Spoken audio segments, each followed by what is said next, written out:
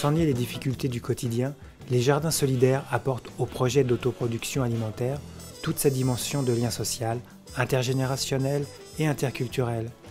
Peut-on aller plus loin pour un développement durable au cœur des quartiers? Très impactants sur l'environnement, les déchets nécessitent des dispositifs de traitement lourds et coûteux pour les collectivités. Comment une régie peut-elle s'impliquer dans ce circuit? Certainement en inversant la notion même de déchets pour en faire une source de recréation.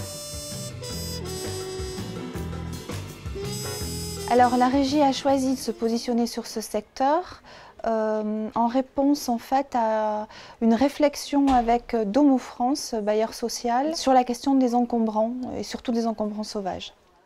La réponse de la régie, ça a été de se rapprocher des habitants et d'éviter déjà que les gens ne jettent sur le trottoir et qu'il y ait un service de proximité qui permette de récupérer ce dont les gens désirent se débarrasser.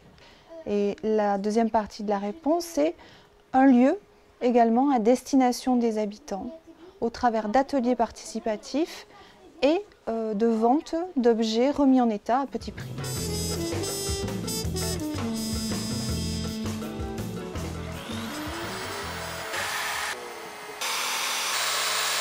Non, je ne suis pas la reine du ponçage, je suis la reine du détournement. Ou alors des idées farfelues pour restaurer les meubles.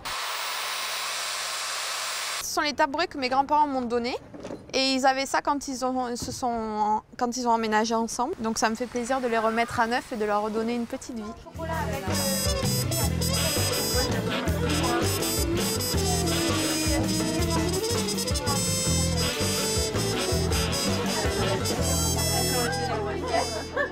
Mon fils va à l'école qui est juste à côté et un matin, il y a une maman qui me dit « Mais tu viens, je vais à la ressourcerie, au magasin, je vais voir s'ils ont reçu des objets. » J'ai dit « La ressourcerie, le magasin, mais qu'est-ce que c'est ?»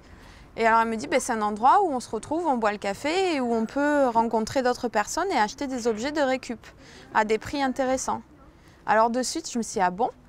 Donc quand je suis arrivée, c'était un vendredi matin, on m'a offert le café et je voyais les autres en train de tripoter de la peinture, de frotter leurs objets, de nettoyer. Et puis j'étais là, ah super, il y a un atelier. Et on m'a dit qu'on pouvait y participer en tant qu'habitant. Et du coup, maintenant, tous les samedis matins, je suis là. Voilà.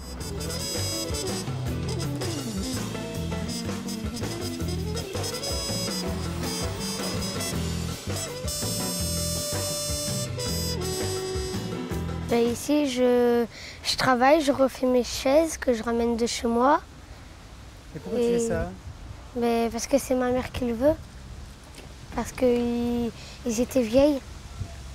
Et pourquoi vous en rachetez pas des neuves? Parce que elle ne veut pas utiliser son argent, elle préfère le garder pour la nourriture. Ah oui, on est utile pour ça, on est utile. Hein. De toute façon, on le voit de plus en plus, on a de plus en plus de monde qui passe par la ressourcerie maintenant. Hein. C'est pas mal, ça plaque, ça a l'air bien, fais voir ça. Hop là. On va être bien cette chaise, moi je te dis, mon petit. Hein? Elle va être sympatoche. Regarde, tu vois le trou finalement? De toute façon, ouais. Ça passe. Et puis pour la cassure du genou, ça sert à rien de mettre une latte de toute façon, puisqu'on a le vide. Alors là, c'est une commande, donc là c'est Jérôme, justement, qui m'a passé ces plans-là. Puis pour une commande, on doit faire une table. Vous voyez, une table, 4 tabourets, un présentoir. Tout à base de récupération. Et on essaie de voir ce qu'on peut en faire, le transformer, redonner vie, faire un petit peu de création à base de récupération ou seulement de la restauration, des fois. On peut également revoir la définition de déchets. Effectivement, jusqu'à une certaine période, c'était effectivement des déchets. Maintenant, enfin, si on peut les récupérer, ça sort du cadre du déchet et on devient un objet, quoi.